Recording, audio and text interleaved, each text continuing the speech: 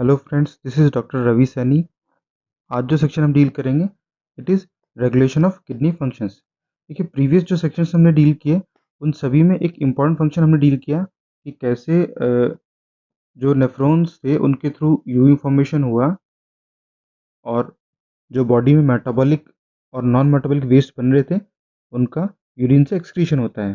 But apart from it there are other functions also which is done by the kidney, like regulation of water and electrolyte balance, regulation of body fluid osmolality and electrolyte concentrations, regulation of arterial pressure, regulation of acid base balance, and in the last secretion, metabolism and excretion of the hormones. देखिए, body से metabolic waste जो है उनको excrete करना तो kidney का important function है ही। But apart from it जो डीसीटी वाला पार्ट है और जो कलेक्टिंग डक्ट है वहाँ पे under the influence of ADH water reabsorption होता है, जिससे कि किडनी जो है वाटर बैलेंस में भी हेल्प करती है। जो काउंटर करंट सिस्टम हमने देखा उसमें जो सॉल्यूट्स थे स्पेसिफिकली NaCl उसका मूवमेंट इंटरस्टिशियम में हो रहा था, जिससे कि मेडलरी इंटरस्टिशियम ग्रेडियंट इंक्रीज हो रहा था। तो एक तरीके से किडनी जो है वो इलेक्ट्रोलाइट बैलेंस में भी हेल्प करेंगे। And with the help of water and electrolyte balance body fluid osmolality and electrolyte concentration भी बैलेंस होगा। आर्टियल प्रेशर जो है वो GFR से डायरेक्टली रिलेटेड होता है, तो GFR जब रेगुलेट होगा तो आर्टियल प्रेशर भी उससे रेगुलेट होता है। The acid base balance, water and electrolyte and urea recycling would balance acid base also. In the last, body में बहुत सारे हार्मोन्स होते हैं जो कि स्पेसिफिक फंक्शंस करते हैं, तो उनके मेटाबॉलिज्म में भी बहुत सारे जो टॉक्सिक वेस्ट बनते हैं उनका भी रिमूवल किडनी के थ्रू होता है। Now regulation of kidney functions. The functioning of the kidneys is efficiently monitored and regulated by the hormonal feedback mechanisms involving the hypothalamus, JGA, that is juxtaglomerular apparatus, and to certain extent the heart. Hypothalamus जो है वो ADH hormone के release में help करता है, जिससे कि water reabsorption ज़्यादा होता है और जो यूरिन फॉर्मेशन है फिर वो डिक्रीज हो जाता है। The GGA apparatus, it regulates the GFR rate through the help of renin angiotensin aldosterone system. It is also called RAS system. And the last one is the heart. Heart जो है उसकी walls जो है वहाँ से atrial natriuretic factor release होता है जो कि किडनी फंक्शंस को रेगुलेट करता है, because it works against the RAS system, so it would regulate the GFR. Now regulation by antidiuretic hormone और वेसोप्रेसिन। जो एक्सेसिव यूरिन प्रोडक्शन है it is called diuresis, and this ADH works against this diuresis. That's why it is called anti-diuretic hormone, because it increases water reabsorption and decreases the urine production, so it is called anti-diuretic hormone. The other function is the vasopressin. It helps in vasoconstriction and increases the GFR rate and the arterial pressure. देखिए, body में बहुत सारे osmo receptors होते हैं. These osmoreceptors are activated by the changes in blood volume, body fluid volume, and ionic concentration, and they would send signal to hypothalamus, and hypothalamus would increase ADH hormone, and ADH hormone would increase water reabsorption, and the diuresis process, that is excessive urine production, would be decreased. Like अगर कुछ ऐसी specific conditions बनती हैं जिनमें body में water को retain करना है, like an excessive loss of fluid from the body, तो उस केस में जो एडीएच हार्मोन है वो रिलीज होगा and like it would be activated by the osmo receptors.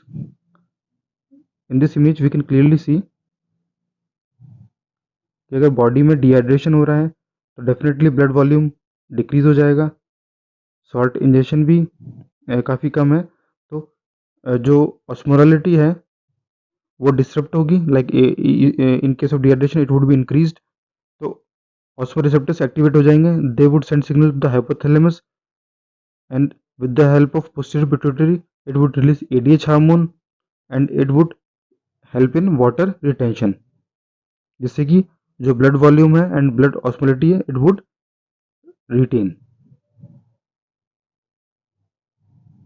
Now अगर इससे ऑपोजिट कंडीशंस हैं, जैसे कि अगर बॉडी फ्लूइड वॉल्यूम ज़्यादा है, लाइक वाटर इनटेक ज़्यादा हो रहा है, तो जो ऑस्मो रिसेप्टर्स हैं वो स्विच ऑफ हो जाएंगे, जिससे कि एडीएच हार्मोन जो है उसका जो कंसंट्रेशन है वो भी सप्रेस हो जाएगा, जिससे जो वाटर कंसंट्रेशन जो वाटर रीअब्जॉर्प्शन हो रहा था वो भी डिक्रीज हो जाएगा and the urine formation rate would be increased. जो ADH हार्मोन है it also act as a vasopressin, it constricts blood vessels, जिससे कि आर्टेरियल प्रेशर अगर इंक्रीज होगा तो GFR रेट इंक्रीज हो जाएगा and the rate of urine formation would also increase. Now regulation bye JGA और juxta glomerular apparatus. यहाँ पे देखिए एक इंपॉर्टेंट चीज़ हमें समझने की ज़रूरत है कि जो DCT वाला पार्ट जो है वो फोल्ड होके एफरेंट और एफरेंट आर्टीरियोल के बीच में पोजीशनड हो जाता है. तो यहाँ पे 3 स्पेसिफिक सेल्स हैं जिनको कंबाइंडली हम JG अपरेटस बोलते हैं. The first one is the juxtaglomerular cells जो कि एफरेंट आर्टीरियोल है उनकी सेल से बनती हैं. The second one is the macula densa cells. यहाँ पे जो DCC सेल्स हैं these are called macula densa cells. और एफरेंट आर्टीरियोल के बीच में this greenish coloured cells are extra glomerular mesangial sales.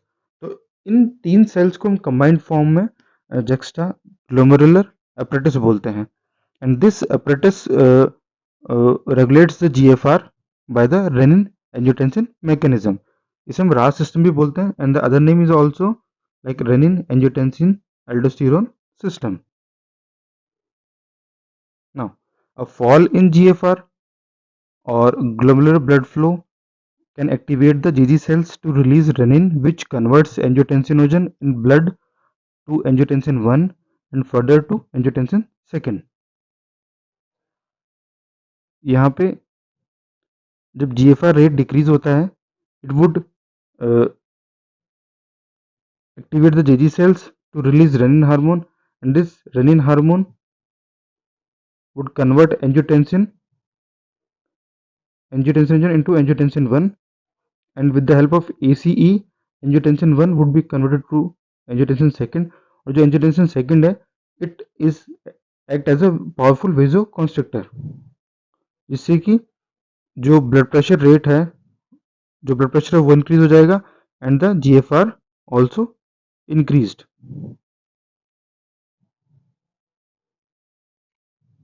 Angiotensin 2 also activates the adrenal cortex to release aldosterone,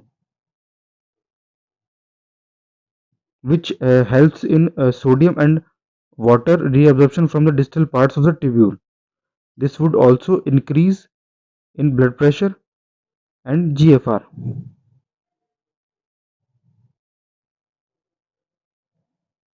जो angiotensin 2 है it would increase aldosterone from the adrenal gland, and this aldosterone would help in sodium and water reabsorption, and finally it would increase blood pressure and GFR. Now the last one is the regulation by ANF, that is atrial natriuretic factor. देखिए जब blood pressure increase हुआ तो उस case में जो heart की walls हैं they would also increased, तो उनमें स्ट्रेच रिसेप्टर्स होते हैं जिससे कि एट्रियल नेट्रियोटिक फैक्टर रिलीज होगा, and this ANF would help in vasodilation, and finally it would decrease the blood pressure. So in conclusion we can say that कि ANF जो है एट्रियल नेट्रियोटिक फैक्टर जो है it works as a check और it works against the renin angiotensin mechanism.